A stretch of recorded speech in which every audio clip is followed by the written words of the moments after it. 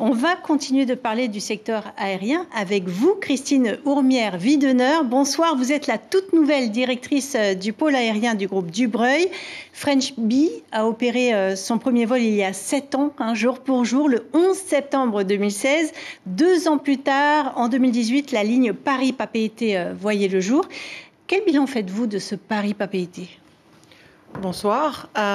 Écoutez, le bilan, il est positif. Nous avons aujourd'hui 3 vols par semaine que nous opérons avec l'avion le plus moderne qui atterrit au aéroport de Papeete, puisque c'est un 350-900. Donc un avion aussi qui a eu, je pense, un impact très positif, puisque nous avons participé à la démocratisation aussi du voyage et à pouvoir aussi permettre, grâce à nos offres compétitives, l'accès à cette magnifique territoire pour beaucoup plus de touristes et on a participé à la croissance du trafic. Est-ce que c'est une ligne rentable? Est-ce que vous vous y retrouvez? Alors, la ligne s'améliore, on est en nette amélioration. Il faut savoir que 2023, c'est la première année des années très difficiles, puisque 2022 était encore une année de reprise incertaine. Et 2023 donne quand même des résultats qui nous permettront aussi de voir l'avenir de façon beaucoup plus positive pour une industrie qui a beaucoup souffert. Et à rappeler que notre entreprise privée n'a reçu aucune aide d'État pour faire face à cette difficile période. On vient de le voir, l'aéroport doit être modernisé dans une version plus écologique. Vous, en tant que compagnie aérienne, qu'attendez-vous précisément de ce nouvel aéroport ? Alors, l'aérien de façon générale et le tourisme et le transport est vraiment très compliqué. C'est une chaîne logistique.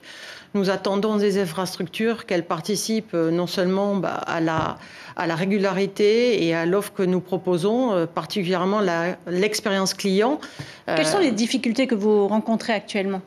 Alors, les difficultés sont les difficultés, par exemple, d'engorgement des terminaux, puisque nous avons plusieurs vols qui partent, par exemple, le matin en même temps. Donc, nous attendons peut-être plus de fluidité sur certains flux de trafic. Bien sûr, on trouve de façon très positive le fait que l'État participe à une modernisation sans attendre les nouvelles concessions et en particulier l'arrivée, nous l'espérons, de nouvelles technologies comme le scan des passeports qui pourront participer à la fluidité de ces passagers qui doivent passer la sûreté, puisque la sûreté est très importante, mais ils pourraient le faire en plus de temps, ce que permet maintenant les avancées technologiques. Alors, vos passagers transitent non pas à Los Angeles, mais à San Francisco. Mais depuis votre lancement, vous avez aussi finalement mis en place une ligne Paris-Los Angeles. Est-ce qu'un Paris-Los Angeles-Papeete est dans les tuyaux ?